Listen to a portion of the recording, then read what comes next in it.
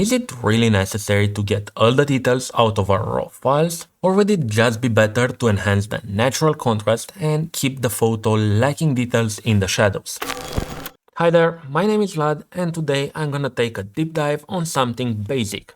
Basic, like the basic adjustments panel in Lightroom, because this is the first building block when it comes to a good Lightroom edit. So all of the advanced stuff that I usually talk about on this channel doesn't mean much if you got this wrong. And what I meant by wrong is that you're not doing yourself a favor when it comes to later apply a nice color grade or a film emulation like my color response curves. But I'm getting ahead of myself. The main idea is that there are two schools of thought when it comes to basic raw file processing. Some people believe that the most important thing in photography is gathering as much data as possible before you start editing your file. And that means paying attention not to clip any highlights or crush your shadows. And then in the basic raw processing step, get the most details out of your raw files.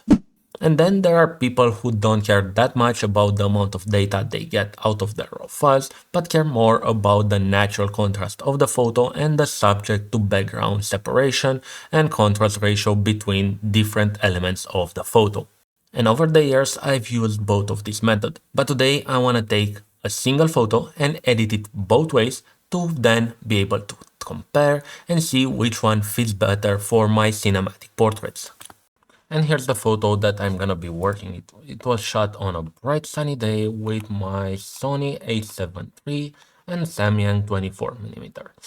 And before I start, if you don't want to see me go through the edit, jump to this timestamp for the conclusion. And if you're actually going to watch me do the edits but wonder how I got some of the tools that I'm gonna be using, you should probably check out my website or just search the name of the tool on my YouTube channel to actually learn more about how I built that specific tool. Now, back to the edit. And I'm gonna start by the method that's trying to get the most data out of the file as possible. So I'm switching to Adobe Neutral, and in here I'm gonna boost up my shadows to around 70%, lower my highlights pretty significantly, and I'm going to try and push my whites up to maximize the dynamic range of the photo, and also maybe push the shadows down just a tiny bit, something like this. Anyway, and there's one more thing. To make it as neutral as possible, we have to fix the white balance. To do that, I'm pushing vibrance and saturation to 100%, and we can see that we have some magenta in the shadows, and that's gonna be fixed in the calibration panel over here. And I'm also going to push my tint towards the green just a tiny bit, and my temperature upwards a bit more, because I'm looking for bluish looking shadows over here and here, but bright and even yellow highlight on the hat in the frame and in the highlights. So I ended up having around 8800 Kelvin, and that's pretty much it for white balance. And you can see that we have a super neutral starting point with a very flat looking image that reminds of a log or slog file in video format. And I'm doing all this to make sure that I get as many details as possible in my photo before I do any masking or any editing at all. And with that neutral starting point in place, let's do my usual shenanigans, starting with some color response film to emulate the colors of film without messing anything up. And I think I'm going with the Fuji Superia 200 today in the full configuration. I'm also going to add some of my all-in-one grain, probably 200, it's enough for a daytime photo. And now let's do some actual editing by playing with the curves. I'm going to add an S-curve to get some contrast back into the photo. And lately I really enjoyed using the crushed midtones method, where I have my pivot point slightly to the left so the photo looks a bit brighter, but my shadows are still pretty dark.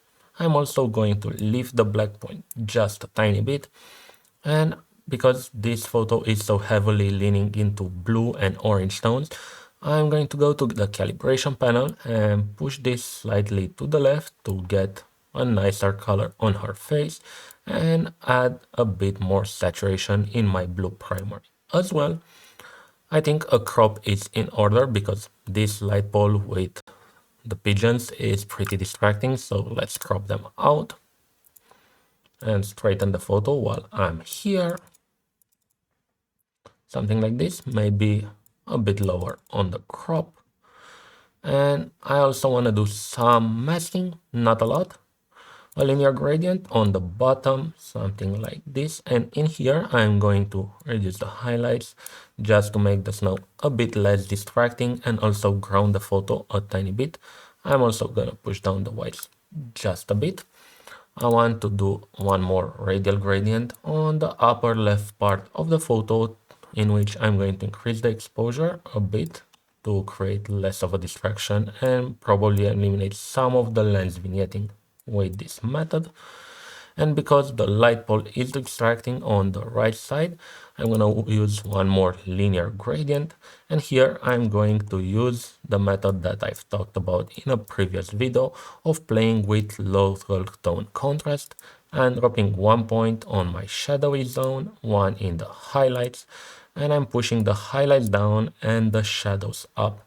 And as you can see, that corner now has a lot less contrast, and maybe I can even push the brightness or the exposure up just a tiny bit to make it even less distracting. So overall the photo is nice looking. Maybe add one more radial gradient on an upper part of the image, in which I'm bouncing the exposure just a tiny bit to brighten up her face and the sky as well. And I think that's pretty much it for a really quick edit based on the method where I'm trying to get the most amount of details out of my raw files and then process that photo with lots and lots of details to make sure that I get a nice result out of it and that the photo looks somewhat cinematic at the end of the day. And as I was talking, also bump down the exposure throughout the entire photo just a tiny bit because I was looking at it and I felt a bit overexposed. So after all that, here's how the photo looked straight out of the camera. Here's how it looked with all the basic adjustments done. And this is the final edit that I've come up with in the last 5 minutes or so. And now let's do this once again, but this time I'm gonna focus on maintaining the contrast in the image and getting nice subject to background separation. I'm gonna start by enabling my false color camera profile. I'm bumping up the exposure to get some nice highlights on her face right here. Keep in mind, gray means perfectly exposed. Green means shadows, so I'm lifting up the shadows just a tiny bit, but because I don't want that much contrast in the jacket, I'm mostly bumping up the blacks, while the shadow slider is gonna remain pretty much in place. And regarding of my highlights, because they are pretty overpowering in this area over here, I'm gonna be toning down the highlights but bumping up the whites just a tiny bit. Now let's switch from that to my camera neutral profile. This one is balanced specifically for a Sony camera, and for the crop I'm actually going to paste the crop from the previous edit so we have an easier time comparing them. I'm going to also adjust the white balance so vibrance and saturation go to 100% once again. Let's tone down the magenta cast and go to the calibration tab for some greens in the shadows as well, because there was still magenta here on the ground and on the beanie. I'm also going to push the white balance up a tiny bit more this time, maybe something like this. What I'm trying to do is get some warm highlights on her face.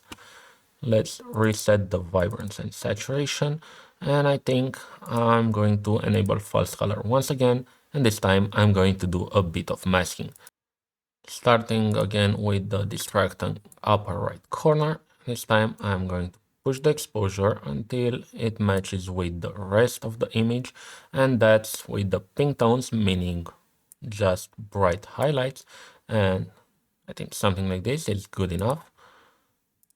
I'm going to use a linear gradient once again on the foreground over here, and here I'm toning down the highlights so the snow is not as distracting, but I'm also going to tone down the shadows just a bit because I don't want that many details on her black jacket, and I'm going to push this mask upwards a bit more. And I also want that radial gradient on the upper left part of the image. Again, guided by the false color, I'm pushing it a bit more, but I'm gonna try and avoid that hotspot over here. So one more radial gradient in the middle of the hotspot, and here I'm toning down my highlights just a bit. So what I don't like now is that her beanie and the sky are pretty much in the same tonal range, but let's first turn off the false color profile. I'm switching back to camera neutral. Let's see how it looks. And I think I can just get away with a large radial gradient. I'm going to subtract the subject from this mask. It's looking like this now, and I'm pushing the exposure in the sky down a bit so the beanie stands out, and the entire subject separation to the background looks a lot better. And we can see that when enabling false color. Right now, the beanie and the background are not in the same tonal range anymore. And now let's do my usual shenanigans with color response curve. I'm once again going for Fuji Superia 200 so we can have a better time comparing the photos. I'm going to add all-in-one grain 200 for just that tiny bit of grain, but this time I'm also toning it down just a bit, and that's because of the way we process the file. Now we have more midtones on the face and not that many highlights, and because of that there was a bit too much grain.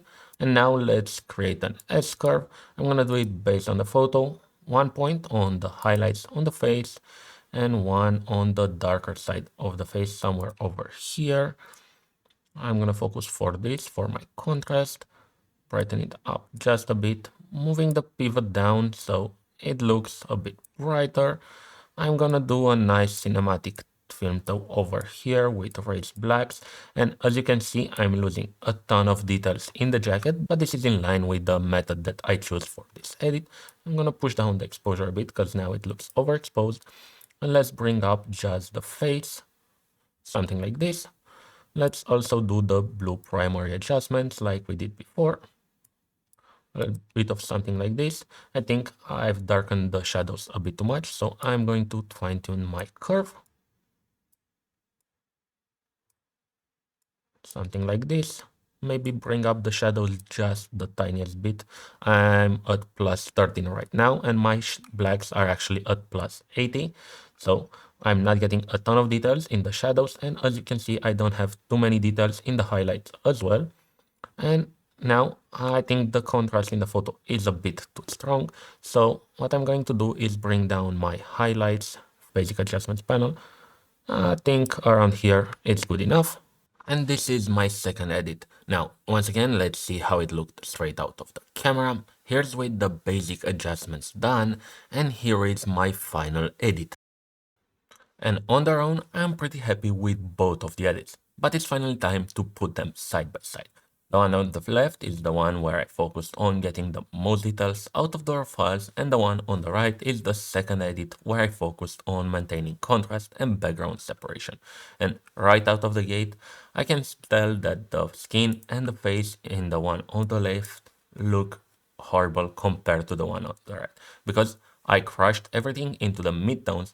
Everything got a bit too saturated, and her face now looks really orange and not that pleasant.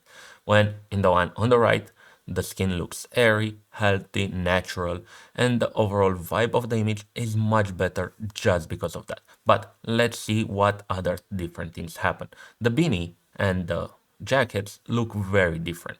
On the left, we have all of the details, especially on this arm right here, bottom corner, where we can see all the folds of the jacket and all those details that don't really add much to the story. And a similar thing happens on the beanie. We can see every single line of yarn in the beanie, where on the one of the right, the beanie is almost clipping, and you can tell that the sun was reflecting off the white yarn, and that looks natural and pleasant as well. So initial thought is that the one on the right looks much better. But what happens if I zoom out? Because most of the people are going to look at this photo on their phone. So let's also compare them side by side, but zooming out a lot, where the skin and all those details don't matter that much. But what you can see here is that you have more of a story on the sky in the one of the left and less details in the sky on the one on the right, and maybe even the jacket looks a bit too dark as a dark blob on top of an image. So when zooming out, they don't feel the same as they felt when I was looking them up close. And that also matters because people look at your photos on a phone. But what about the colors in the photo? Because I applied a really similar film simulation to both of them, but I got very different results. You can see on the left where I boosted the shadows up, the red pom-poms got into the midtones and they look really washed out, where on the one on the right where I didn't bring up the shadows, the reds in the photo look much more saturated and the color density, especially on the one on the right, is much nicer and looks much better. And we can see a similar thing happening on the blouse over here, where we actually have highlights, shadows, and midtones, and the garment looks more lively and actually looks natural, where on the one on the left, we have just a ton of midtones and not much contrast, and the entire thing looks a bit more flat. So when it comes to color and how the overall rendition of materials, textiles, and everything else, I think it's going to go for the one with natural contrast and not the one with tons of details that don't really add much to the story. But there's one thing that actually stands out to me, and that's the difference in color in the shadowy area of the snow over here. And we can see how much different the tones look. While I applied really similar edits, the one on the left got somehow warmer and the one on the right is actually much cooler, and the shadows actually look a bit more cyan than they do on the other one, and the snow looks a bit more cinematic and stylized instead of looking muddy on the one on the left. So, as a final conclusion after that comparison, I'm pretty sure I'm gonna be sticking mostly with the method where I care more about how the subject stands out against the background and the natural contrast in the photo than with the idea of getting all the possible data out of my raw files. At the end of the day, I care more about simulating the film look, and I don't care that much about getting all the possible details out of my shadows. And I honestly feel that photos like this one on the screen right now with high dynamic range would benefit more for that type of an approach, but even here I think that too many details in the shadows are gonna be a bit distracting. But anyway, that's just my conclusion that matters for my style of photography. Let me know in the comments down below what type of photos do you take and how do you process your raw files. And if you feel that you learned something new in the past 20 minutes or so, make sure to hit the like button before you search for something new to watch. Thank you for watching and I'll see you in the next video. Bye!